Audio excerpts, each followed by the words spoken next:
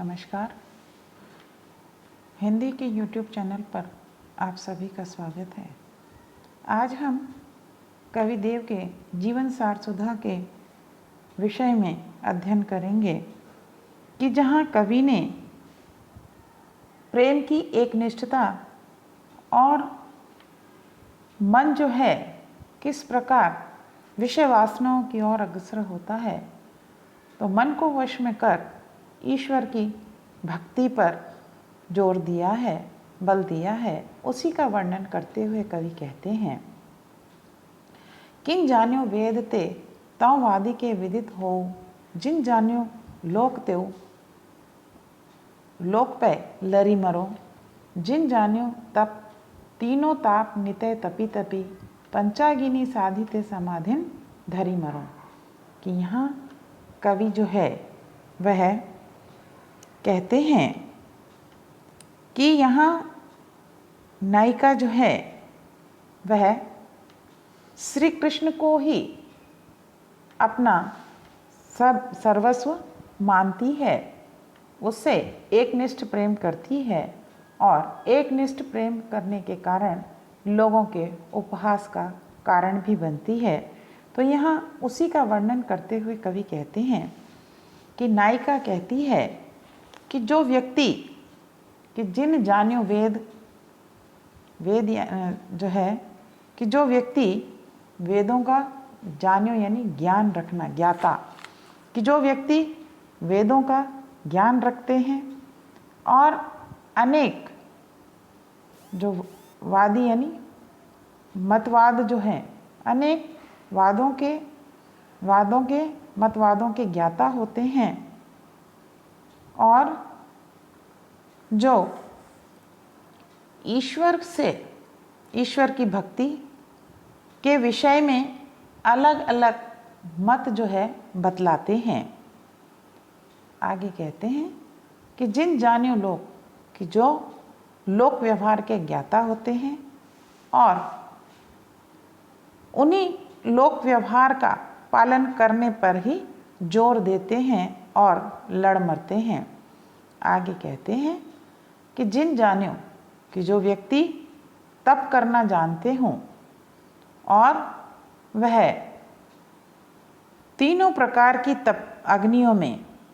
जो तीनों प्रकार के ताप हैं, दैहिक, दैविक और भौतिक, कि उन तीनों प्रकार के सांसारिक जो ताप हैं, उन तापों में तप कर और पंचाग्नि साध कर यानी अग्नि के बीच में खड़े होकर समाधिस्थ होकर वह मर जाते हैं। कि उस प्रकार पंचाग्नि में समाधिस्थ होकर मरना ही वह अपने जीवन की सफलता मानते हैं। आगे कवि कहते हैं कि जिन जानियो जोग तेव जोगी जुग जुग जियो, जिन जानी ज्योति तेव ज्योति ले जरी मरो, हाँ तो देव नंद के कुंवर तेरी चेरी भई, मेरो उपहास क्यों न कोटिन करी मरो। कि आगे कवि कहते हैं कि जो योग जानते हों, योग साधना को जानते हों, जो योगी हैं और योगी बनकर जिन्होंने अनेक जुग जुग यानी अनेक युगों तक जो जीवित रहते हैं, कि जिन जानी ज्योति और जो उस पर ब्रह्म की ज्योति को जानते हों, जिससे उन्होंने साक्षात्कार किया हो, वे उसी ज्योति पुंज में को लेकर अपने जीवन को समाप्त कर देते हैं। आगे देव कवि कहते हैं कि वह नायिका कहती है कि हे प्रियतम, हे श्री कृष्ण, मैं तो तुमसे प्रेम करने के कारण, वो कहती है कि मैं तो तुम्हारी दासी बन गई हूँ, कि अब चाहे संसार मेरा करोड़ों बार, कोटिन यानी करोड़ों बार उपहास ही क्यों ना करे, मैं अपना जो जीवन है तुम्हारे प्रेम में ही लगा दूंगी और तुम्हारी ही दासी बनकर जीवन व्यतीत करूंगी। इस प्रकार यहाँ पर कि नायिका जो है वह अपने एकनिष्ठ प्रेम को बतलाती है। वह कहती है कि प्रेम और भक्ति के द्वारा उस ईश्वर को प्राप्त किया जा सकता है। कि यहाँ अनुप्रास, यमक आदि अलंकार है। आगे कवि कहते हैं कि ऐसी जो हो जानती कि जेहूँ तू विषय के संग, ऐरे मन मेरे हाथ पाँव तेरे तोड़ तो, आजू लौहों कत नर नाहर की नाही सुनी, नेह सो निहारी हारी वदन निहोर तो। कि यहाँ कवि जो है वह सांसारिक विषय वासनाओं के बारे में वर्णन करते हुए कहते हैं कि मन जो चंचल होता है, विषय वासनाओं की ओर सदैव आकर्षित होता रहता है। तो वो कहते हैं कि यदि मैं अपने इस मन के विषय में जानता तो मैं इसे सांसारिकता की बजाय ईश्वर के प्रेम में डुबो देता। तो कहते हैं कि यहाँ कवि जो है उस विषय वासनाओं से दूर रहने के लिए मन को संबोधित करते हुए कहते हैं कि यहाँ कि ऐसा जो हो जाने, कवि कहते हैं कि यह मेरे मन कि यदि मैं पहले से जानता, मैं ऐसा जानता कि तू सांसारिक विषय वासनाओं की ओर दौड़ेगा तो मैं तेरे हाथ पांव तोड़ देता, जिससे कि तू सांसारिक विषय वासनाओं की ओर आकर्षित नहीं होता। कि तेरी ही इस विषय वासनाओं के कारण ही आज तक मैंने न जाने कितने राजाओं के नर नाहर यानी राजाओं के समक्ष हाथ फैलाया है और फिर कि ना ही सुनी और उनका इनकार मुझे सुनना पड़ा है। कि है मेरे मन तेरे ही कारण मैं प्रेम से उनके मुख को कि नेह सो निहारी यानी वदन यानी मुख कि बड़े मैं तेरे ही कारण प्रेम से उनके मुख को निहारता और आग्रह करता। आगे कवि कहते हैं कि चलन न दे तो देव चंचल अचल करी, चाबुक चिताब नींद मारी मुँह मोर तो, भारव प्रेम पाथर नगारा दे दे घरे से बांधी,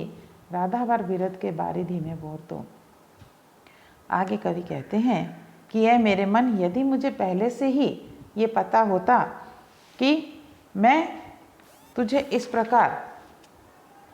चंचल और अस्थिर नहीं होने देता। कि आगे कहते हैं कि ये मन मैं तुझे चेतावनी रूपी चाबुक मारकर तेरा मुंह जो है वो विषय वासनाओं से मोड़ देता और ईश्वरी भक्ति की ओर डुबो देता।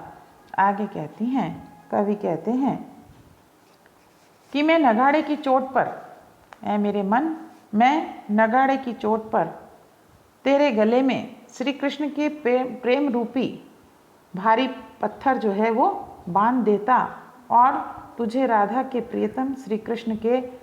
प्रेम रूपी सागर में डुबो देता, बोर तो यानी डुबो देता। कि इस प्रकार कवि ने सांसारिक विषय वासनाओं की ओर से मन को मोड़कर ईश्वरीय भक्ति पर बल दिया है। कि जहरी जहरी झीनी बूंद है परती मानो, गहरी गहरी घटा घेरी है गगन में, आनी कहो श्याम मोसो चलो झूली बेको आज, फूली न समानी भई ऐसी हो मगन में। कि यहाँ पर कवि ने इस पद में कि नायिका की विवशता का वर्णन किया है कि किस प्रकार नायिका जो है वह विरह व्यथा को झेल रही है, भोग रही है। उसी का वर्णन करते हुए कवि कहते हैं कि नायिका जो है वह कहती है, वह अपनी सखी से कहती है कि ये सखी कि मैं जब सो रही थी तो रात्रि में मुझे स्वप्न आया और उस स्वप्न में मैंने देखा कि झहरी यानी हल्की हल्की, झीनी यानी पतली छोटी सी, छोटी छोटी, कि हल्की हल्की बूंदें धीरे धीरे झर रही है और आकाश में, गहरी यानी गर्जना करना, कि आकाश में बार बार गर्जना करती हुई बादलों की घटा जो है वह उमड़ रही है। वह कहती है कि हे सखी, ऐसा मन भावन जो दृश्य है, मौसम है, उस दृश्य में, उस मौसम में कि प्रियतम आनी कहो श्याम, यानी मेरे जो प्रियतम है श्री कृष्ण, प्रियतम ने मुझसे आकर कहा कि आओ, मौसम यानी मुझसे कहा कि चलो झूली बेको आज, कि आओ हम झूला झूलने चलें। और फिर किसी प्रियतम के इस प्रकार आग्रह करने पर, कहने पर कि मैं अत्यंत प्रसन्न हुई और प्रसन्न होकर फूली नहीं समाई। आगे कहती है कि चाहत उठी गई सी निगोड़ी नींद, सोए गए भाग मेरे जागी वा जगन में, आंख खोली देखो तो न घन है न घनश्याम, वे छाई बूंदे मेरे आंसू व द्रगन में। कि वह नायिका जो है वह कहती है कि प्रियतम के द्वारा इस प्रकार आग्रह करने पर जब मैं उनके साथ झूलने के लिए जाना चाह रही थी, तभी अचानक मेरी नींद जो है वह टूट गई और मेरी आंख खुल गई। इस प्रकार वह कहती है कि नींद खुलने पर जो दृश्य मैंने देखा, तो उस दृश्य को देखकर वो कहती है कि इस प्रकार जागने से कि मेरे जो भाग्य है, जागा हुआ जो भाग्य है, मानो वह सो गया। और मुझे जब मैंने देखा, आंख खोलकर देखा, तो न तो वहाँ बादल ही थे और न ही वहाँ घनश्याम यानी प्रियतम श्री कृष्ण ही थे। कि जो मैंने उसके बाद स्वप्न टूटने के बाद देखा कि जो बूंदें मुझे महसूस हो रही थी, जो जिन बूंदों को मैं देख रही थी, वे बूंदें मेरी आँखों में विरह के आंसू जो थे वह छा गए थे। कहती है कि स्वप्न में जो मैंने दृश्य देखा, वर्षा की बूंदें देखी, और जाग जाने पर मेरे ही नेत्रों से वे जो बूंदें हैं आंसुओं के रूप में मेरे नेत्रों से बहने लगे। कि इस प्रकार नायिका ने यहाँ पर कि जो स्वप्न में उसे अनुभूति हुई, सुखद अनुभूति हुई, संयोग की अनुभूति हुई, उसका वर्णन यहाँ किया। और किस स्वप्न टूट जाने के बाद, नींद खुल जाने के बाद जो विरह व्यथा उसने महसूस की, यहाँ उसी का वर्णन किया गया है। कि विरह के कारण नेत्रों से जो अश्रुजल बहने लगे, उनका वर्णन किया गया है। कि यहाँ अनुप्रास, यमक आदि अलंकार हैं। आगे कवि कहते हैं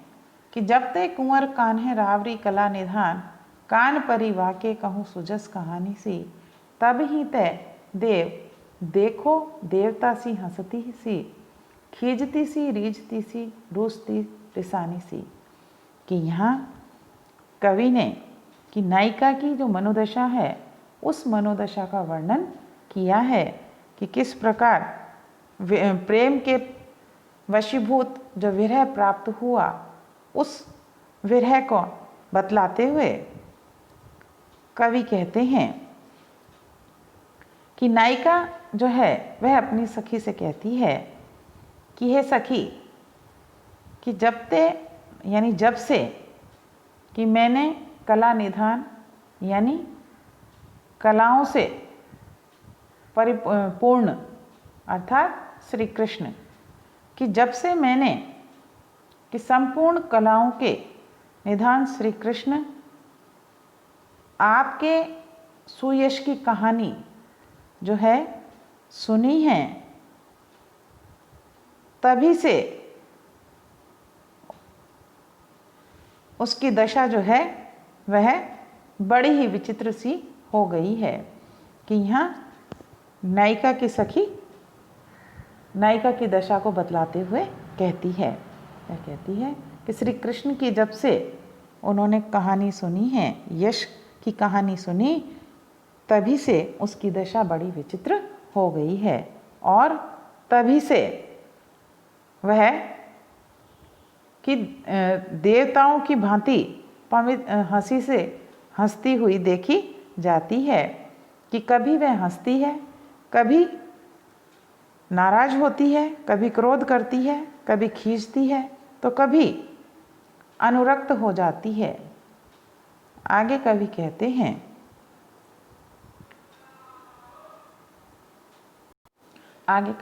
हैं, कि छोही सी छली सी छीनी, लीनी सी छकी सी छीन, जकी सी टकी सी लागी थकी ठहरानी सी, बींधी सी बंधी सी विष बूढ़ी सी विमोहित सी, बैठी वे बकत बिलोकत बिकानी सी। कि आगे कवि कहते हैं कि वह नायिका जो है, सखी उसकी कहती है कि वह नायिका कभी शुद्ध होती हुई, कभी छली हुई और कभी सुध बुध खोकर बैठी हुई सी प्रेम में डूबी हुई दिखाई पड़ती है। इस प्रकार कभी वह ठगी हुई और कभी आश्चर्यचकित होती हुई, कभी थकी हुई दिखाई पड़ती है। आगे कहते हैं कि कभी वह ऐसा प्रतीत होता है कि मानो वह काम के बाणों से बिंधी हुई, कभी प्रेम के रस में डूबी हुई, प्रेम बंधन में डूबी हुई, और कभी वियोग के